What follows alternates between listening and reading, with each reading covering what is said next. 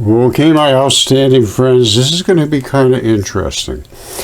I woke up this morning and I saw a Michio Kaku, who is a science communicator, PhD, all very, highly credentialed guy, who does all kinds of science, physics and so forth.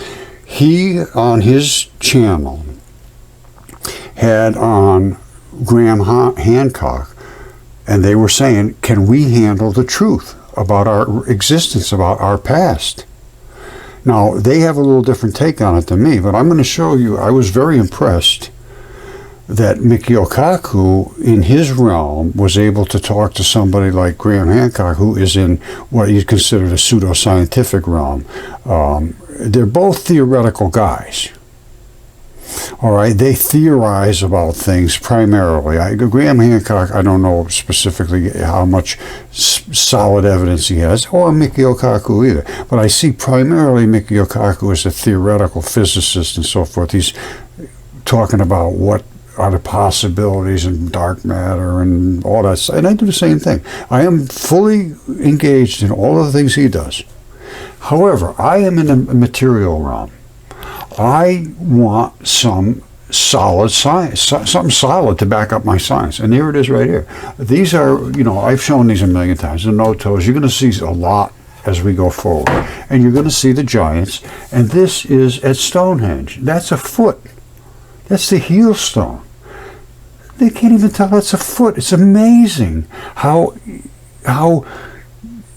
closed-minded the academic society is. It's stunning, really, how they have dismissed what was in front of them. And now this is what Michio Kaku and Graham Hancock are saying. Can we handle the truth? Why can't we handle the truth? Why is this stuff being hidden from us? They say that the Smithsonian destroyed all the records of these things that upset the apple cart. And I know that's pretty much, I believe that 100%, because I've run into a Yale. That's just unbelievable. When I show you what happened to me at Yale, it's very, very hard to believe that they could do that kind of stuff, as you'll see. But anyway, you're going to find my story, and we're going to go through the things that, as a matter of fact, if you have young kids or you don't want to see a giant female body part, then you better turn your eyes away, because I'm going to show you that, just so we can get started. I have 15 years of this with the Mudfossils, and I go back 50 years with my physics. But my Mudfossils, DNA tested, CAT scan, there's my contact information. I'd love to hear from Michio Kaku or Graham Hancock or any of them. Somebody that can get this stuff put out in the field. Now, don't forget, I'm going to be showing a gigantic human sex organ. I mean, that's what it is. And here it is right here. This one usually gets a lot of attention.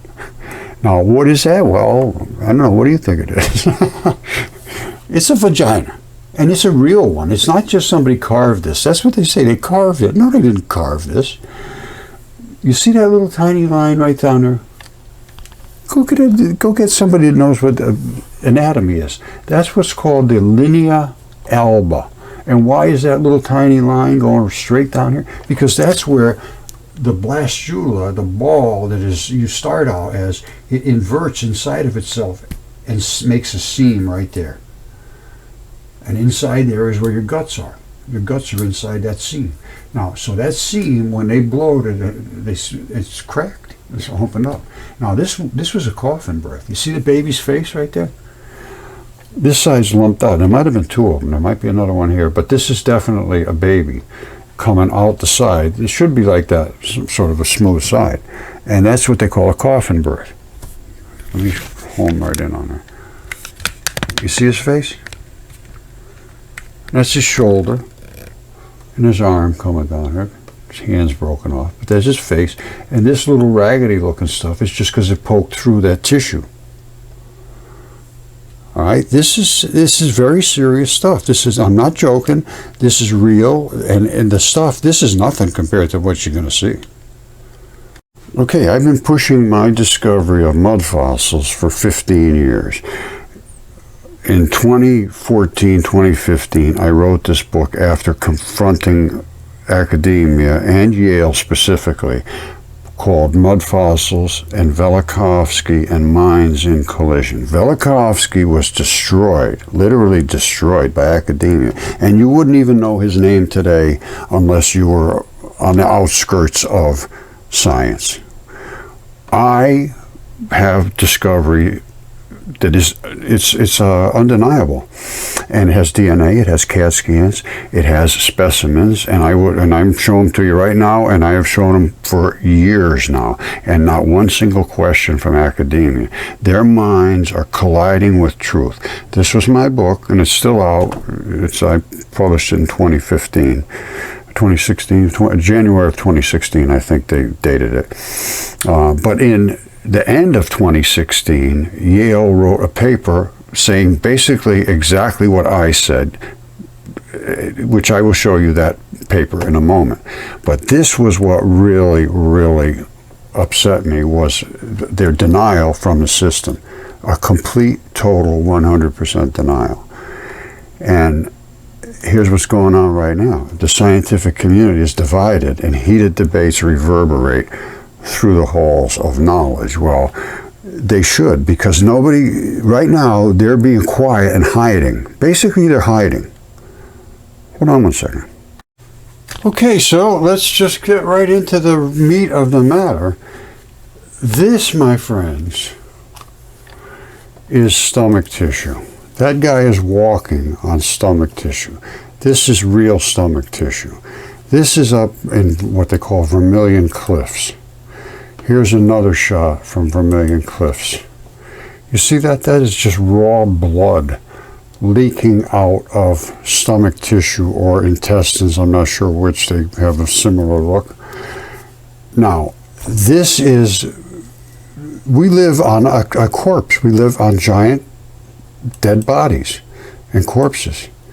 Now, let me show you something. This is breast tissue. All right, this is the anatomy of the human breast. Now, this right here is breast tissue that has eroded. I'm telling you right now, that's breast tissue. This is the connective tissue. This is the muscly sort of stuff. These are the actual breasts. This is the sternum. And that's what they are right here. That's exactly what it is. There is no difference. One's a little bigger and one's solid rock. Now, what about this? What's that all about? There's a ball on there. What the heck's that ball doing on the end of this strap? And there's another ball right there. That's kind of interesting. There's another ball over here. They're all over the place. And what's this? This looks like one of these things that broke right off that would have come down to this one. So there was a bunch of these. They've eroded away, yes. There was something that layered right about to here where that was embedded into. Well, guess what? Can we see that in the human body? Absolutely we can. All right, and where is it? It is somewhere. Where is it? There it is right here. This is tendon, and this is on a flat tendon where these balls invest below. You see the ball? That's the strap. That's what we just saw. All that stuff is eroded away. And the ball is invested down to here up to in the same place it was before. All that stuff is gone. So the chemistry there dissolved this and left the stalk and the balls down below. You see there's a whole bunch of them in a row here? Guess what else this is? Not only is this gigantic, which I just showed you, in a gigantic creature, they used these things right here and just broke off the little tabs and used these in the walls down in Peru. That's what the bumps are on those walls. They were using these tendons. Down there, it didn't dissolve the tendons, it dissolved the rest of the stuff. It depends on the chemistry, there's pHs. There's all kinds of things that affect what is going to happen to that product as it turns into stone. This right here, those are tendon fibers. You see that? In us, these are just tiny, tiny, tiny, tiny, tiny things. You see that little bundle right there? how it's a hex shape. That's these hex shapes down here. And coming out of that hex-shaped bundle is another little bundle of bundles and another little bundle of bundles. It just keeps getting smaller and smaller. This is, it's absolutely stunning, the size of these things. And you saw, you know, we remember this, that's that stalk. I'd be careful if I was that guy. And of course you saw my stuff. This drives me absolutely insane. They can't tell that's a foot. This is the heel stone. That's the name of it. The heel stone at Stonehenge. There was a twin. Stonehenge is a monument to a giant. This is, I don't know, 400 feet down the road or somewhere, but it's part of the giant, way up at where the Stonehenge part is his body. These are the toes. You see these little dots here? Hold on. You see that little dot and that little dot? And dot, dot, dot, dot, all the way around. That's what's at the end of your toes. These little dots have the blood coming down and blood coming back. That's the dot, dot. This is where your heavy-duty blood comes in. In a foot, oh, similar, you see right there, that's where all the heavy-duty blood comes in. This is the vein, probably the black. And it's probably died laying on this side of its foot. Just like this one here, see? So in the Great Flood, they all died. Well, not all, but all of them have like one really good flat spot. Even like this is a lung from, I don't know what it's from. It has a flat spot on that side. That's where all the plumbing of the lung was. My buddy Caesar, same thing. That side's flat. This side's perfect. Even his feathers are good. Caesar Augustus. And inside turns to basalt. Outside turns to feldspar. It depends on what they are. I don't know what they call this. Igneous or something. Metamorphic. They got so many names. They don't mean anything at all. All they mean is, I don't know what they mean. They have no meaning anymore. That's a foot, my friend. And I contacted Stonehenge, and they did contact me back. They said, don't ever contact us again. You see how big these things really get? These are the Moki marbles. All right, these are little blueberry-looking things. And they're up on Mars, too. Exact same things. And on Venus. Here's what they do when they get bigger looking. These are the same as these. And this is the flesh that they eroded from. And this right up here is what they call mucosa, skin, fascia, whatever. Right below is a layer of gooey stuff like this, which has the balls in it. And that layer is what keeps this stuff coming back to where it's supposed to be. Those anchor in, and well, here's what they look like when they anchor in. This is what it's supposed to be.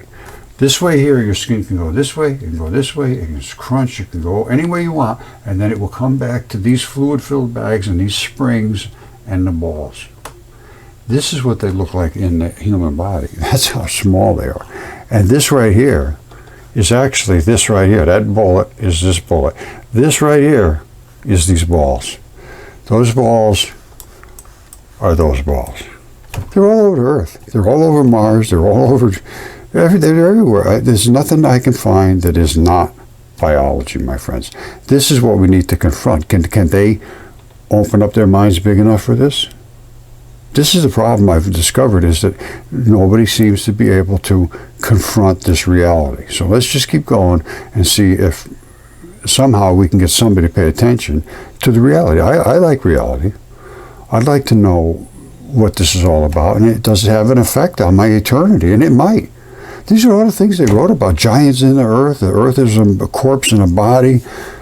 I mean, it's here. The heavens and the earth, it's all nonsense before. Now, not so much nonsense anymore. It's the people that won't listen to people, those are the nonsense people. So, you know, it's a hard reality, it's jarring, it's disruptive. There's not much it isn't. But everything else, it is. All right, it is reality. Okay, good morning, my wonderful, outstanding, intelligent, inquisitive friends. What are we going to do today? Well, we're going to see if we can confront the unsettling. Now, this is Graham Hancock. Probably you know who he is. He's well known in the science community as sort of an alternative guy talking about ancient cultures, basically. Now, today we're going to be talking about the Grand Canyon. And Michio Kaku is presenting this and speaking about Graham Hancock's work in the Grand Canyon and some of the discoveries there. Well, I'm going to show you the discoveries I have made, and then we'll sort of work together and see if we can come out and see if we really can confront what is really unsettling. And I mean, it is unsettling. There's no other way to look at it. And it is, it's a hard thing to present in any meaningful way and have people listen to you. So the only people, as I've been saying, I've been trying to get through to Michio Kaku for a while now with my evidence, and I've been posting on his page and commenting. As I commented on this one here, and there was only 6 comments. I made my comment, and I wish you'd come up here and comment on this one. And it's this is the title of it right here. Michio Kaku reveals what they just found at the Grand Canyon. It's called Future Space. Went up 14 hours ago, and I'm commenting on it now. And that's the way I'm trying to do this stuff. So hopefully we can get this presented in a meaningful way and get science communicators. That's exactly what he says he is. I am a science communicator. And he goes in every field. You can see, and I think he might be doing this because of all the things I've been posting on his page. So let's hope for that. Let's get into it and see if we can confront these unsettling things. Because my stuff is about as unsettling as it gets. And he's talking about these ancient cultures. That's exactly what I just been going through. All what they said in everyone, not just the Egyptians. But the Egyptians were the predecessors basically to everything, it looks like to me. Now, Sumerians, Egyptians, is that a mixture? Or that's the kind of stuff I don't know about. That's why I need to work with somebody like Graham Hancock. I do understand the mud fossils, and what I'm going to show you today, I can stand behind 100%. And you all know this anyway. If you've been following me, there's no questions. The things that I am presenting have 100% undeniable evidence that supports them. Material evidence, not just theories or somebody said something a long time ago and the Smithsonian lost the evidence. And that's the kind of stuff. They're in the conspiracy sort of realm, but I believe that they're probably correct, because the Smithsonian, nobody cares about truth in academia, not whatsoever. And believe me, I've presented it to everybody, my mud fossils, my DNA specimens, my CAT scans, everything. Yale specifically just wouldn't engage, and then wrote a paper, as you know. Well, hold on a second. Okay, my friends, let's just start it off right here. Yale has confirmed exactly what I told them years before this, and then they finally wrote a paper, November 2016. Derek Briggs is the guy I worked with at Yale. And I had shown him all this stuff, and I said it had to be the Great Flood, and all my stuff is from a flood. Here's what they come out with. Exceptional preservation of soft-bodied, Ediacara Biota just means creatures, promoted by silica-rich oceans. Worldwide, but they don't know how they're preserved. I know exactly how they're preserved, but it's a worldwide strata. These are full-size bodies, creatures that are absolutely enormous too. And it was due to a rapid precipitation of high silica-saturated oceans. That's a worldwide flood, exactly like was written by Velikovsky. Now, I presented all this evidence to them, and in 2015, I wrote a book because I was so frustrated that they wouldn't listen. And then a year later, they published this paper, basically taking credit for my work. So this is not right, and this is what you're going to run into in academia across the board. So let's just get past that. They're never going to listen. We need to get this out by people like science communicators. Now, Graham Hancock is in this. I'm going to show you things he has to say about how we're being literally deceived by academia. Michio Kaku is in the academic realm, but he seems to be a little bit receptive, because his video has Graham Hancock in it, and they're saying, can we handle the truth? So far, nobody's been able to. In academia, zero. The entire time I've been doing this, I have not had one single question about my material evidence, DNA, CAT scans, specimens, everything. All my research, not one question. Zero. Not one response from anybody other than Briggs saying, no, this is nothing, that's nothing. Then when I had everything, he writes this paper, taking credit for my work. Not correct. All right, here we are, right here. This is Graham Hancock. Now, he's been pushed back against forever. He's saying, are we ready to ask ourselves, are we ready to confront the unsettling? And it is unsettling. All the stuff that I have discovered is very unsettling. And believe me, it's led to some very, very nasty confrontations between good friends and family and everything else, because they just cannot handle this. Are we ready to confront? Now, this is Michio Kaku, and he's talking about the things in the Grand Canyon. Let's go a little further. Okay, there are so many features in the Grand Canyon and that whole area, and it says in his video, Michio Kaku, however, erosion alone does not account for the intricate features of the Grand Canyon. And here he is again, and he's saying these things are waiting to be unraveled. Michio Kaku is a renowned theoretical physicist, and he's going into the Grand Canyon realm now. This guy has an open mind, it seems to me. Okay, I am sort of weaving my story into Graham Hancock's story, and he's talking about excavations that were done there long ago and then supposedly submitted to the Smithsonian, and they lost all the records apparently of this supposed discovery that they made in the Grand Canyon about Egyptian presence that was there. Now, I don't discount that at all. I don't know if there is any material evidence right now, but I certainly have material evidence. I have new species that have springs inside the feet instead of toes. This is the foot. This is not a shoe. That is where the tibia is, the big bone, and the fibula sits on the side, so it's partially human, but has springs inside instead of bones. I discovered all this stuff from the Great Flood and presented it to Yale, and they dismissed it and refused to engage, and then wrote a paper saying that they discovered my discovery of soft-bodied, perfectly preserved creatures.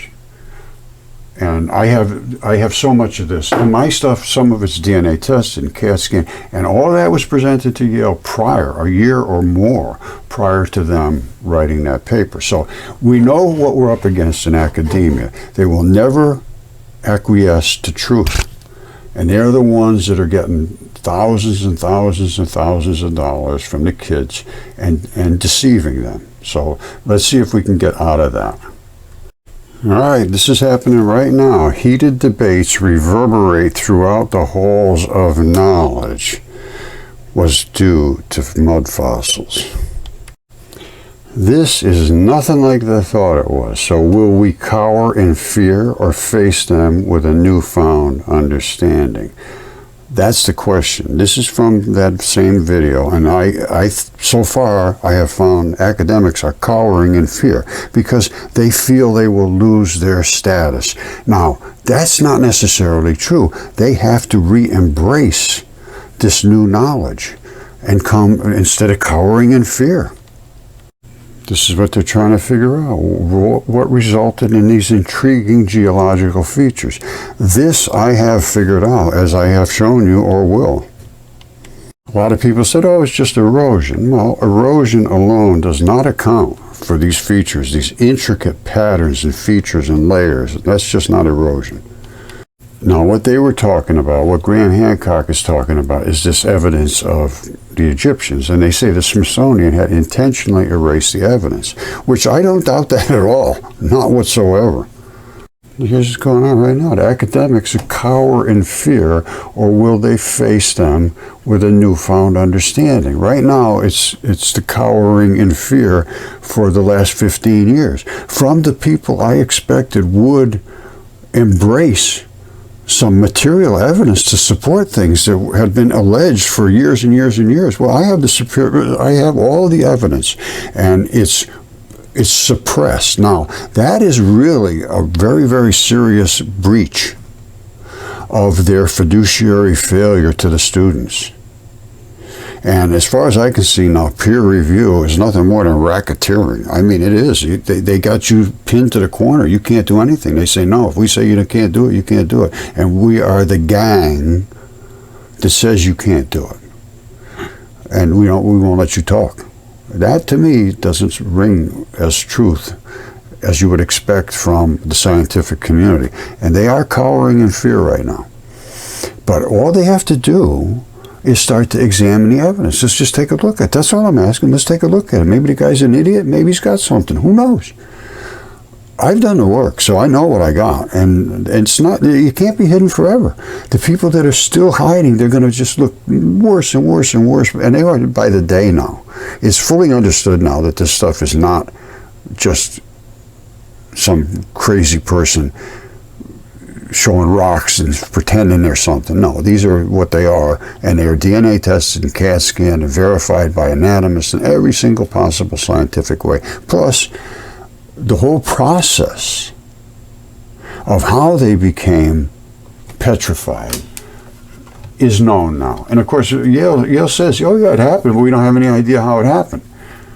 And this was after I presented all my evidence to them. I think I showed you the paper, or you will see it. It's called Exceptionally Preserved Soft-Bodied Creatures.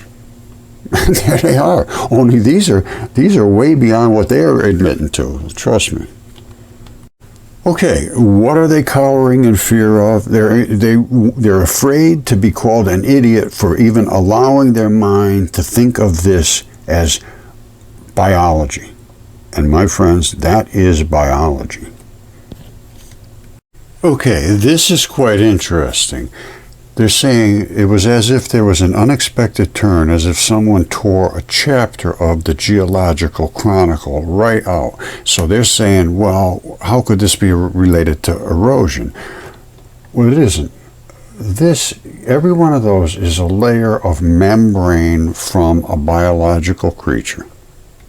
Just as these layers are biology, and they change as you come down. The erosion is primarily the fleshy, bloody, wet stuff that has eroded out. And everybody's cowering in fear of this new discovery that changes everything, literally changes everything.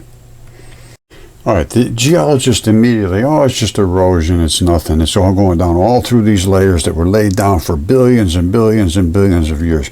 Well, that's just not true. It doesn't account for these intricate features, not whatsoever. Let me show you something that I've shown many times, Petra, which elaborates exactly what I'm talking about. Okay, they're saying that Petra could go back as far as 7,000 BC. That's 9,000 years ago. Well, maybe. But Petra is in southern Jordan. And it was the capital of the Nabateans. I believe that was who it was. The Nabateans. It became their capital. I believe, became the capital of their kingdom as early as the 4th century BC. Anyway, it's in southern Jordan. It's carved out of something that looks like putty. Let's see what it actually is. You see that? That looks like putty to me. That looks like clay, molding clay. You ever see molding clay? It looks exactly like that.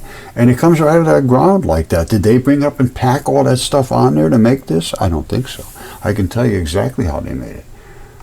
This, my friends, is biology. See that block, and that block, and that block, and that block, and these little stripes? I'm going to show you this in more detail in a second. But this is what's up above. That, my friends, is connective tissue, the white. The red stuff is a muscle. This is in an artery, which was 100% blood. That's why it's completely red. And this is in the muscle that surrounded the artery. Can I prove that? Absolutely. You see that? That's Petra right there. You see that gouge coming here and one over here and one over here? Those are blood vessels coming from an artery. That was an artery. You see all these little blocky stripes all over here, and this, I go on this way and this way, and I showed you the little blocks right next to here. That, my friends, is an artery that serviced the blood to all these what they're called sarcomeres. Sarcomeres are muscles. This is nothing but muscle.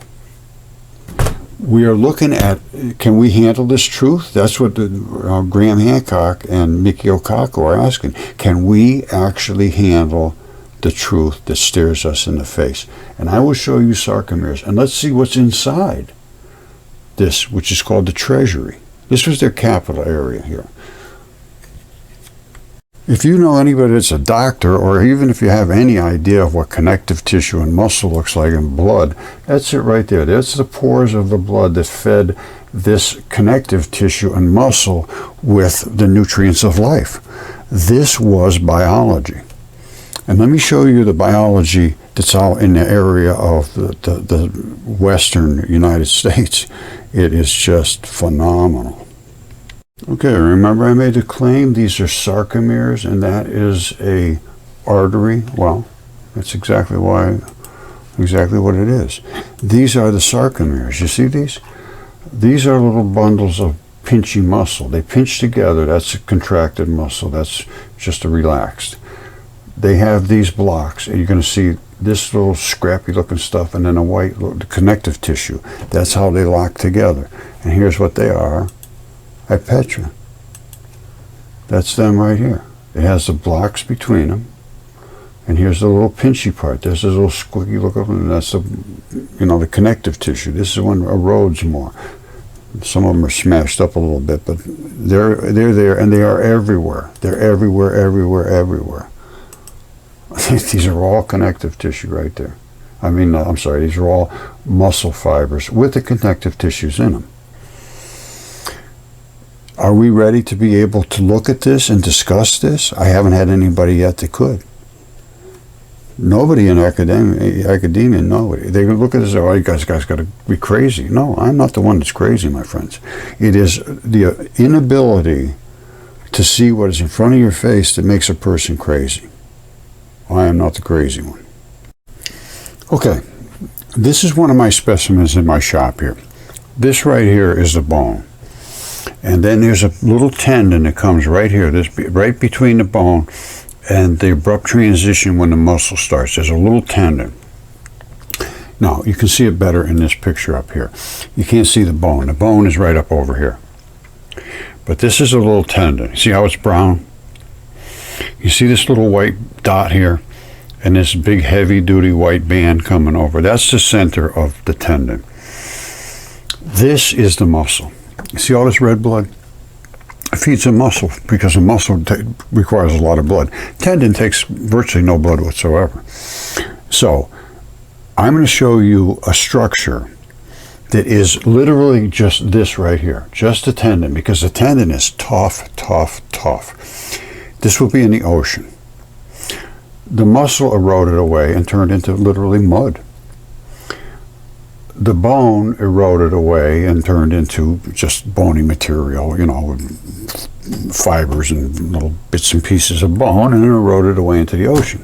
The salts and so forth and all the erosive action really takes a toll on things, but not much on tendon. Tendon is tough. Now, are you ready for this? Get ready. Sit down. All right, please, sit down. Okay, my friends, here it is right here.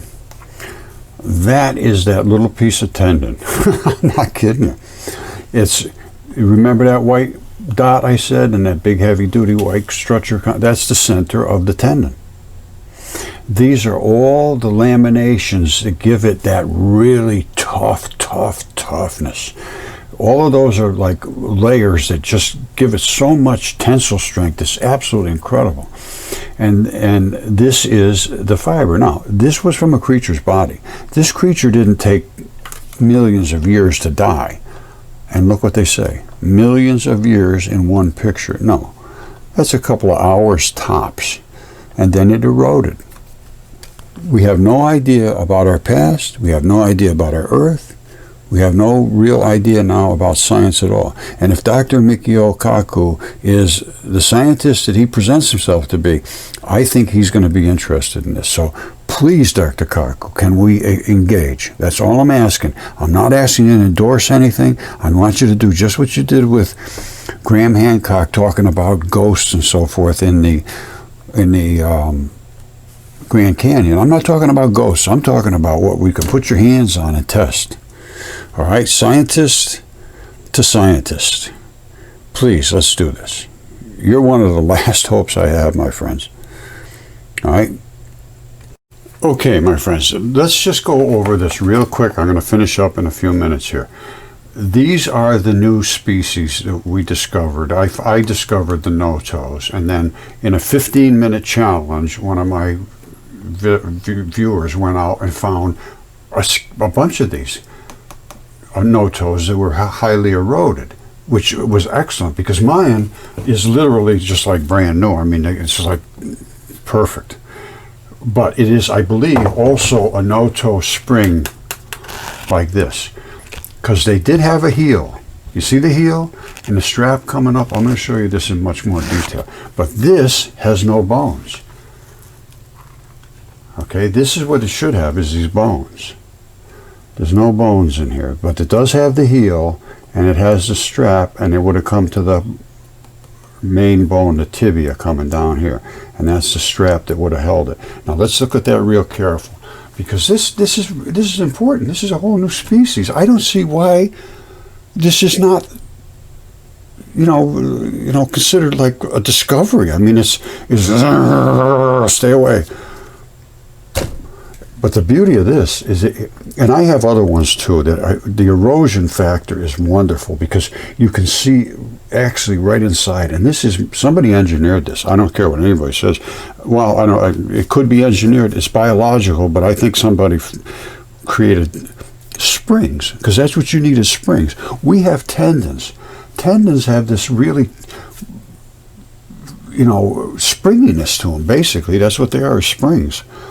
Now, these have springs that are coiled springs. Watch. You see that? That's the heel. That's the strap. I mean, it's quite obvious. Now, there appears to be some kind of like latches. You see that little thing right there? And that little thing up there, I think it's got a wire that comes right down to here. And as this whole thing pushes on the toes and comes up this way, it turns, which would pull this down that way, which would pull this in to that crevice. And it would load this spring, and then that spring would follow it. So you got a double spring mechanism. A little spring, if he's just walking and he really hits hard, he goes, and then this one goes, and then you got, and you come back down. This is another one of these little latchy things. It looks like to me, I don't know. All I can tell you is there's pins in the center. There's springs that surround them. This is like a gummy. I think they call it actually gummite. It's like a fluffy thing that's right in the middle to absorb the boom, boom, boom, boom, boom, boom. All I can say is, to not look into this is just wrong. Now, I just got off the phone with a guy that was, he wrote some books. Now, they're not my books. He wrote them, it's my work. So it's like giants and myth and religion, history, but it's not really by me. He's using my work in there, and that's fine. Guy's name is Paul Amatucci, Amatucci. And they're on Amazon. I don't think they're very, I know they're not much money. Now, this one here is good. Velikovsky's my hero. I don't know if I showed you my book about him. Well, I'll show it to you now just to make sure I didn't forget. But this is the one. He does them like this in big print and all that, so that it's easy to read. Plus, you can make notes in here about things. And he's showing my research, and he's adding a little of this and a little of that in there. But primarily, it's my research, and he's got dates on here of when he's using the paper, my paper from 2019 about electron flood theory, and this one doesn't have a date. And that one doesn't have a date, but he's got, I think, 6 books out now based on my research. He's a nice guy, and like I said, I don't think they're much money. But Velikovsky, I am the most proud of resurrecting him, because I'm going to tell you right now, he was lost in history, and if you mention his name in an academic setting, they throw you out. They would laugh you into the corner, and I mean, they would gang up on you. Trust me, and they still will. If you ask about Velikovsky right now, all right, Velikovsky, that's his name, Emmanuel, with an I. If you ask them about Velikovsky's research, one or two things will happen, I can almost guarantee. One is, who's Velikovsky? 2 is, oh, that guy was crazy. 3 would be, well, but I think you're going to get 1 or 2. Because they try to destroy him, and they did. They made him take his book off the bookshelves after being on #1 on the New York Times bestseller list 11 weeks consecutively running. They took the books off the bookshelf because the publisher said, no, academia says they won't buy any more books from us. We got to pull the book. We need the money. And they pulled his book. And then everything that he had said turned out to be true. All of it, not everything. Now, here's the thing. I actually, since I wrote that paper and all these things about Velikovsky, I have discovered some of the things I thought weren't correct either. Because I dug deeper and deeper and deeper. And I have, we have all this new technology, so I can see things that he had no clue about. And now they actually have just released the papers on because he was about Venus. The Russians released, declassified the pictures of the Venus landing they did back in the 60s, 1960s, in the Cold War era. And it shows it is also biological, just as I'm showing you here on Earth. Everything I have said has been vindicated and validated exactly like Velikovsky. Emmanuel and I are brothers. As close as you can get. Brothers from other mothers. I know what he's been through, trust me. I do. I'm hoping I'll see a change, and I think I have. But I have a lot of evidence that he just couldn't get to. He had the written words. He had the actual knowledge that was documented by every culture on Earth. So he was presenting from that perspective and saying they all had the same story and it all makes sense. But he didn't have the mud fossils. He didn't have Google Earth to look down and see all these things, typhon and all that stuff. So now it's, as far as I'm concerned, a done deal. You, my friend, are vindicated. I say it, and it is done. Okay, Paul has, basically I believe it's pretty much the same sort of book that I put out, but it's in a hard, well, not hardcover, but it's something you can put on a coffee table and pick up and read. Now, mine is strictly online. So anyway, but it was about Velikovsky. We need Velikovsky vindicated and broadly accepted as a hero that was suppressed. And that's what my mission was when I started that book. And when I realized how I knew he was destroyed long ago, but I didn't know. I thought maybe he was nuts. I had no physical evidence. I'm a physical guy, and this is a physical world. So I had no evidence. He was showing documents they wrote, and I said, yeah, that makes sense. But, that's about it. Well, it's so bizarre that even though it does make sense, you just can't get your hands around it. You can't get your mind around it until you actually hold these things in your hand. Let me show you the giants that I found and the DNA tests. And then I'm going to leave it at that, because it's a done deal. It's a done deal. It is a done deal. Giants, myth, history, religion, all related. None of those things are separate. Not a single bit of that is separate. And same thing with electron flood theory. Electricity, lightning, light, photons, muons, electron neutrinos, actually neutrinos, shown all of that. Shown all of that. And that changes atomic theory.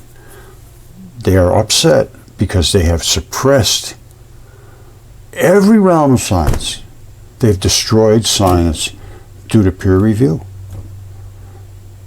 And once you're under that peer review, they will not let you speak unless they all say it's okay to say what you're going to say, because we all agree what you're going to say. But if we agree with you, we'll just have to walk away from our jobs, basically.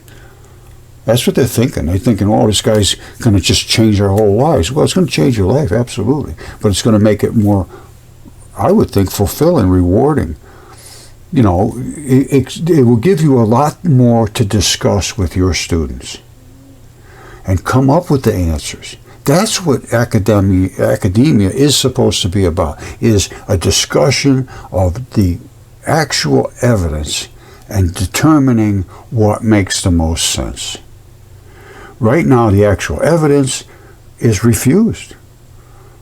So it's never going to happen. It's never going to ever come to reality until they start to realize that the myth that we thought was just myth has a lot more to do with reality. And it could have spirituality, call it what you will. But there was gods here, and there was giants in the earth. And then there was giants after that. And then they were decimated. And they are littering the planet. And supposedly the planet itself was a living creature at one time, or at least part of a living creature. Every culture had the same thing. Every one. Even the Norse, they say it was the head of Ymir or some part of his body, but they all say the same thing. That the earth and the sky made it, literally made it. And that's where life came from. Now, I can't verify any of that. All I can tell you is that's what they said. What I see and what I can present, I am presenting. And what I have presented cannot be denied. So it's avoided and it's suppressed. And that is not right. That is a fiduciary failure of the most sacred duty of academia, is to search for truth. And I have found a suppression of truth. That to me is not becoming of academia whatsoever. And to have pay to be indoctrinated against truth is it's not good. I would say it's not good at all. Okay, remember I said I had a DNA test and all that stuff. This was done in 2015 on 3 of my samples. I'll show you those 3 samples in a minute. It was done very, very well. It took several months. It was not cheap. And there was 3 different specimens. I extracted the DNA extremely carefully, drilled deep down inside, not scrubbing, and I'll show you how I got the DNA in a minute. And when it was sent off, they did all these things they do. And it was all, the negative controls were negative, everything was fine. Excellent quality DNA was obtained from the 36-inch tip and the lung. Those are the 2 most dense blood. And I'll show you those in a second. And they were 2 exact regions. I said, all I want to do is prove that these are human, or whatever they are. See if you can find a human, because they look just perfectly human. And I'll show you, they are, and they were human. And they found that these 2 regions, there's specific regions of DNA sequences were there, which indicates that the the extraction shows these were human, modern human, mitochondrial DNA. That's the mother side from these two specific regions that indicate it was a human. And every single human has the same one. So it's not, that's the thing. It's all across the board. We all have that same sequence in these two regions. And this was done very, I worked with the lab on this and everything. Very, very, very well done. Excellent, excellent place to work with Helix Biolabs. And I had 7 CAT scans done by Jesse Garant and Associates, which were fabulous, and they donated them in the interest of science, and that was back right about the same time. I presented this and all the CAT scans and everything else to Yale back in by the time this was done, I just presented this. So let's say it was in 2015. 2016, end of 2016, they wrote a paper saying, yeah, all this stuff was true. And I didn't even know they wrote the paper. No, not a single word to me about it. Now, let me show you what I did present as my evidence and where these DNA came from. All right, before we get into the CAT scans and all the specimens, this is what the fingertips look like. They are saturated with blood. Literally saturated. These are the blood coming in and the vein coming back. So it's artery, vein, one or the other. All right, and you can see they splice together. So this one here is the artery, let's say, that feeds this and feeds this. That's the vein that comes back, and the other one is the vein. This is the vein. This is the artery. It's a pretty cool system. And this is where all the blood is, right here, in where it feeds up into your fingers. And toes are just like that too. You have a whole, this is blood. This is all blood right here. These blood is right here, and that feeds all the toe areas. Now, these had no toes, but the toes are literally inside. Well, I showed you, hold on a second, I think I showed you Tish's feet. I know I did. That showed they're all eroded, but they're inside. I know I showed you that. Okay, yeah, see, there's the toes inside the feet. Let's just start with the lung. I had this lung DNA tested. I drilled a little hole right down into this red blood. This one here just leaked blood. I didn't see any reason to get this one tested. These are all the alveoli. You see it? It's turned to silicates where it filled in, but there was still blood. The blood stays fluid in these.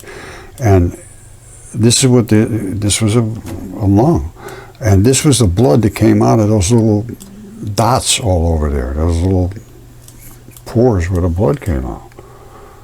All right, now this is the one though that I had tested. Now this is what you call pleura. It's the coating of the lung that keeps it protected. I originally was going to call this fossil facilitated fascia. Facilitated fossilization, because they call this fascia. I worked with a guy 10 years ago or so, well, more than that, about this fascia, because I was finding it coating basically almost all my mud fossils. They call this feldspar. But then I could find blood, and I could find actually arteries and veins, and everything there was to do with life I found.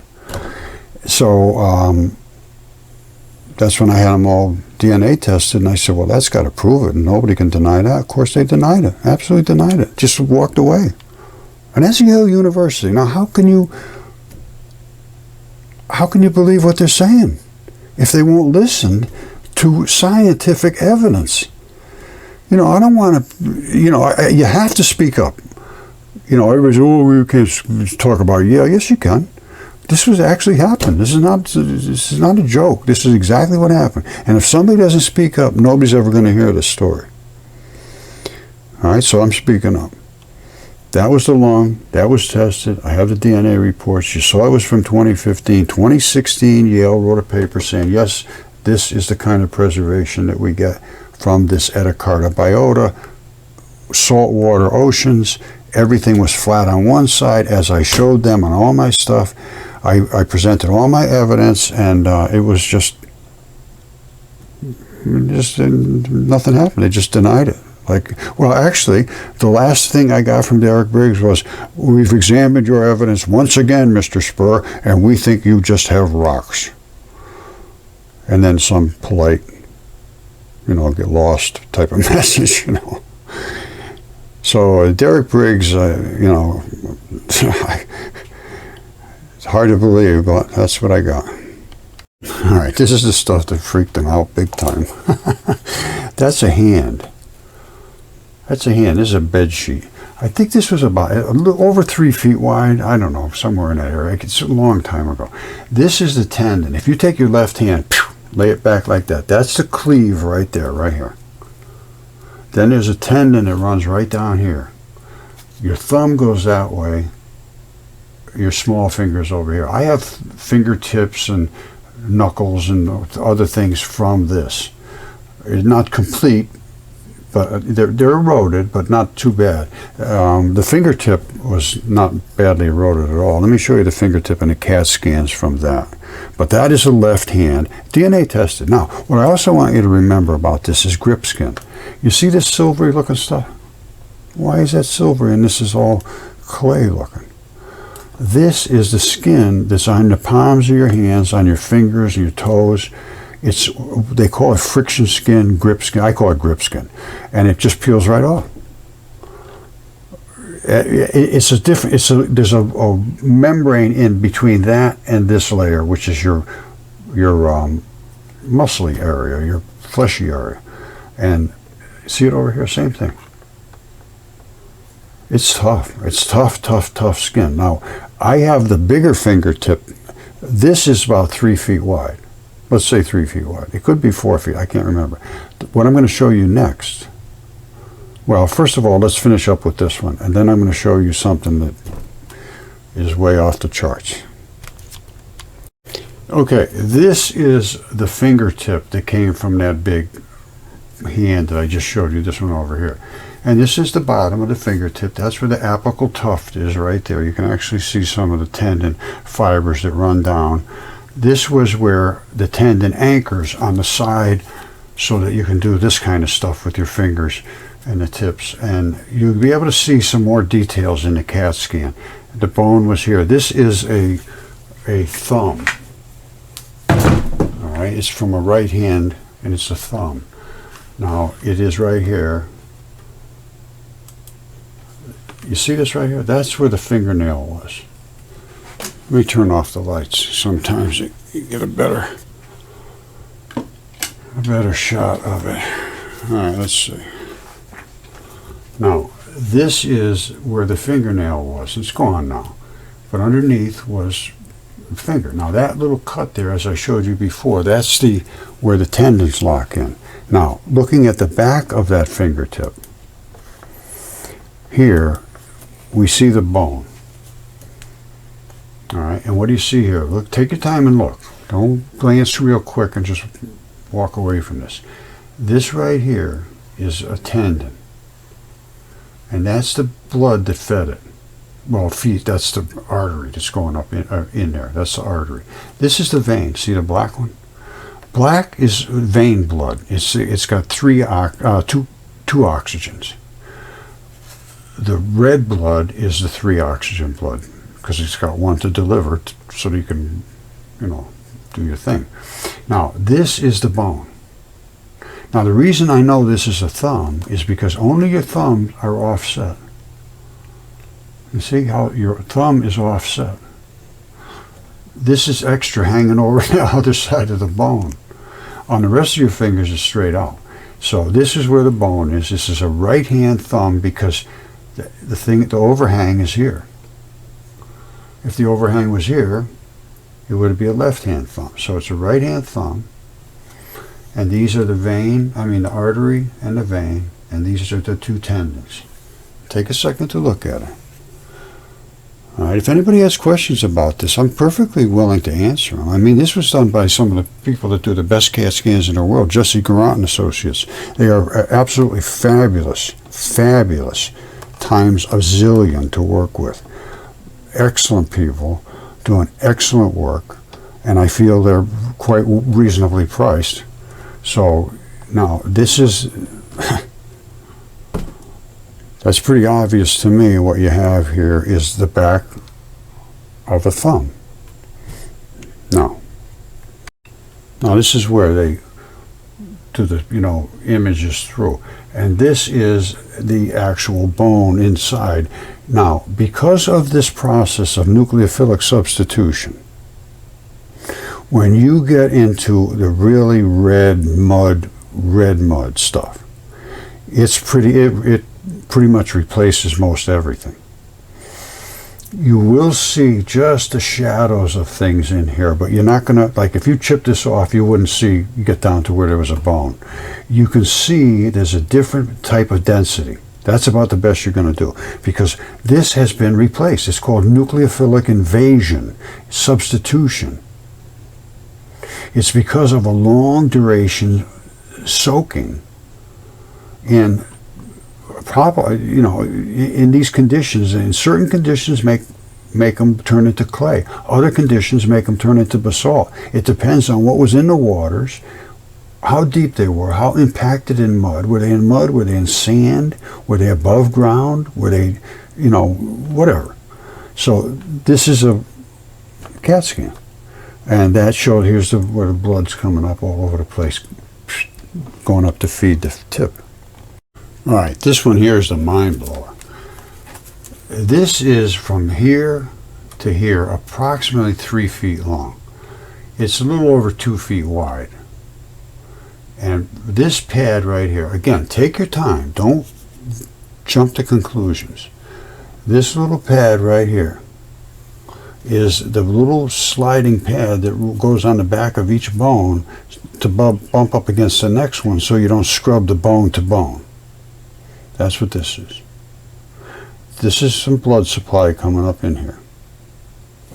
This literally is the fingernail. That's the fingernail. This part here I chiseled off here. I broke it off with a hammer, chiseled it off of there, because you can't get blood from the surface of these. The surface is, they would call it granite, but it's not granite.